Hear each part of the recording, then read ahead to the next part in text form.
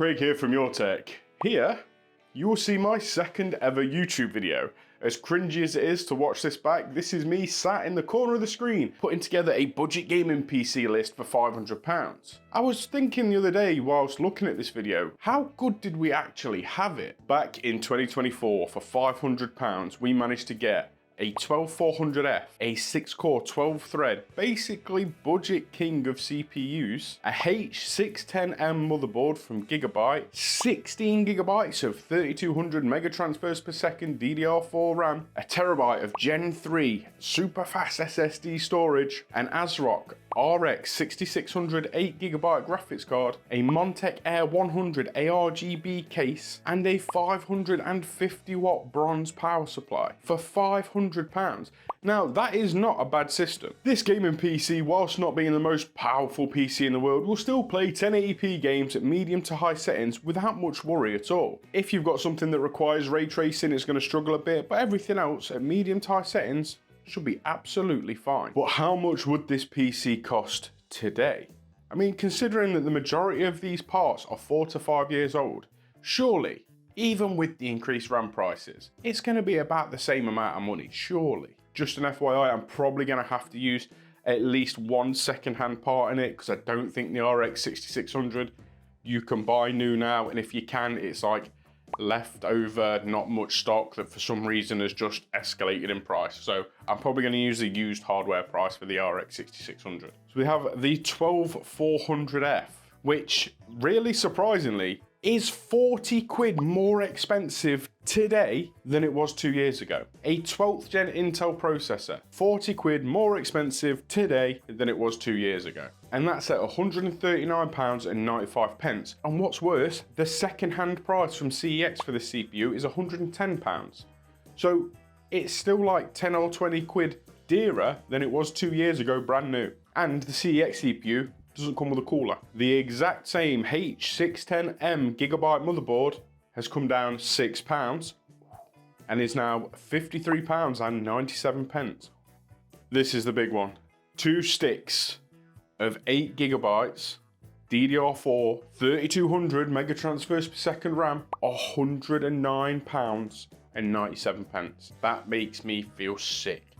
2 years ago, that exact same kit cost £31. That's nearly a 4x in price. And probably the second most painful increase in price when it comes to PC components, a 1TB Gen 3 NVMe SSD, which at the time of the last video was £43.94.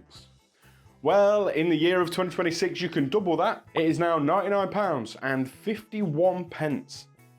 God damn. Onto the graphics card, we have the ASRock Challenger RX 6600D, an 8GB graphics card that was just about good enough for 1080p gaming. And when we purchased it 2 years ago, it was £189. £189. That, even though it's not a powerful graphics card, is a bargain, because it will play games at 1080p quite happily. Today, right now, brand new, £445. But I'm not going to take that price.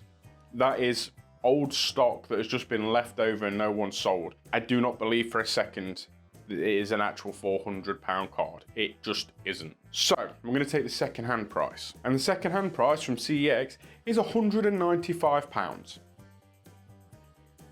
So it's still dearer than it was 2 years ago. Second-hand. Dearer in 2026, second-hand, than it was brand new in 2024.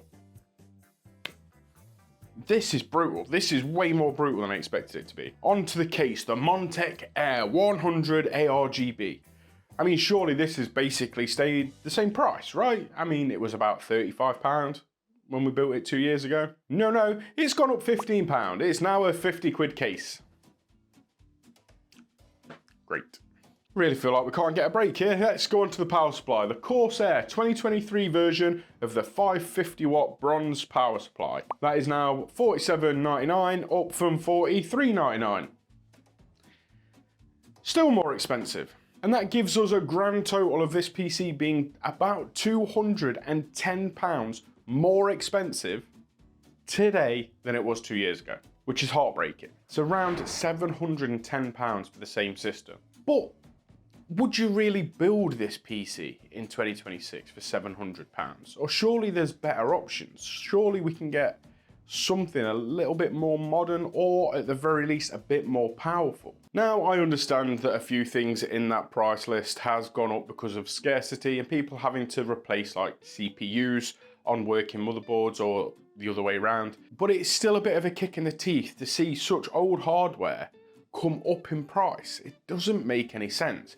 I'm very much hoping that this class action lawsuit against SK Hynix and whoever else of inflating RAM prices actually does something. I don't think it will, but I can really hope. Budget gaming is the hardest that I've ever known it, and that's including the 30 series GPU scalpocalypse that we had to go through, and the scalpocalypse we had to go through before that. But surely we can do better. We've got £710 to beat the reprice of a system from 2 years ago, and surely with the modern prices, modern hardware, and the used market, surely we can beat it. Surely to God we can beat it. My first thought when putting this list together is I want something modern, at least the platform. I want the platform to be modern. I want there to be an upgrade path. So what we've managed to get in £710, a 7500F, 6 cores, 12 threads, much like the 12400F, but it's on the AM5 socket. The 7500F is slightly more powerful than the 12400F, though the difference between the two is a lot closer than I thought it was going to be, and I'm completely honest. You'll see about a 10 to 20% uplift in games from going from a 12400F to a 7500F, which is fine. The 7500F doesn't come with a cooler, because almost every CPU that I've seen for sale of this SKU is an OEM tray CPU, so you need to buy a cooler. So we've gone with the Thermalright Tower cooler, the 120R digital edition, because it's like 17 quid and it's a bargain. It'll cool this chip down fine, and it's a good cooler. We have an A620AM motherboard. This motherboard is a little bit more impressive than I thought it was going to be. It comes with two M.2 slots. It's not bad, is it? A single stick of DDR5 RAM at 6,000 megatransfers per second. Now, the cache latency on it is 42, I believe, which isn't brilliant, but at least we've got DDR5, at least it's got 6,000 megatransfers per second, and at least DDR5 doesn't care that much about dual channel, so it should be fine, and it means you have a memory slot there available for an upgrade. The Gen 3 NVMe SSD, we have had to cut the capacity down to a 512 gigabyte SSD. The same janky ass decision that Valve's just made for the Steam machine. We could have gone for a 1 terabyte one and spent the extra 40-50 quid, but it would have meant having a much worse GPU. So we have cut the corner and we've gone for half a terabyte of NVMe storage. Which leads us on to the second corner that I've had to cut. In the exact same way as we have when repricing this PC, I've had to go for a used GPU. It was the only way, not only to get decent performance, but to actually have a gaming PC, at least with a modern platform. So whether or not this corner is worth cutting, let me know down below, but the graphics card that I've gone with is the RTX 3070. It's an 8 gigabyte graphics card. It's quite a few years old now, but it is still absolutely fantastic for 1080p gaming and should have no issues running even the latest titles at 1080p. On eBay at the minute, you can get these for around 170. The range of this card is quite large, from 150 up to 200, but the majority of the listings that I saw were for around 160 and 170. So I've gone for £170. I think that's fair. I think if you wait it out, look for a good deal, send offers out, I think you could snag a 3070 for 170 quid quite easily. And the next part is the case. This is just a bog standard PC case from CIT for £33.99. Bargain. It comes with some fans, it's big enough to fit our components, don't really need anything more than that. And that leads us on to the power supply, which in this instance is actually an upgrade. In the previous PC we had a 550 watt power supply, and today, in the year of 2026, MSI has been our saviour and given us a 650 watt unit. This comes to a total of £701.94. Not bad, we've saved ourselves a tenner. That's your Windows 11 license key. Now, this PC gives substantially better performance than the PC from 2 years ago. The 3070 is way more powerful than the RX 6600, and the 7500F is more powerful than the 12400F. Not by a massive degree, but it is still more powerful. But that's not the whole story, because with this system you also get upgradability. You can upgrade the motherboard without having to upgrade the CPU. You can upgrade the CPU without having to upgrade the motherboard. You've got a 650 watt power supply, so you can upgrade the graphics card. You can go as high as a 5070 or a 9070 GRE. On a 650 watt power supply, should be absolutely fine. We did not know how good we had it.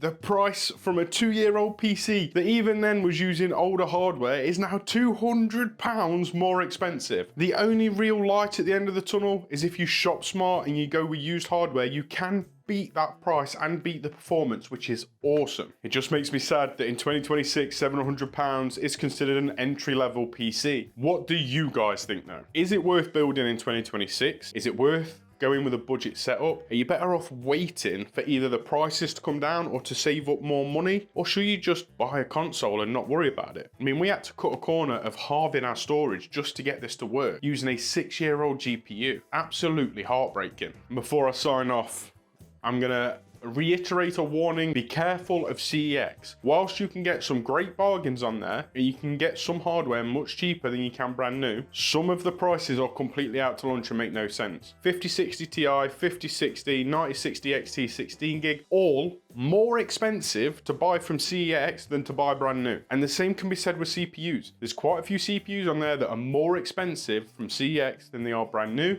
Or there's only about a tenner in it, but the brand new one, if it's a lower tier CPU, comes with a cooler. So financially, it makes more sense to buy brand new. So just beware. And please remember that you have eBay. It can be risky, but eBay's buyer protection is amazing. In this video, eBay managed to absolutely save my bacon with the buyer protection when I got scammed with a 5080. Luckily, I got my money back and I was able to buy the graphics card you'll see in this video that is now in my main rig. Shop smart and don't get scammed. Do not get scammed. Don't go and buy £300 PCs off Amazon and Bedrock and VinoScorp or whatever it's called. They are outright scams. That's everything from me. I hope you enjoyed the video and hopefully I will see you on the next one. Bye.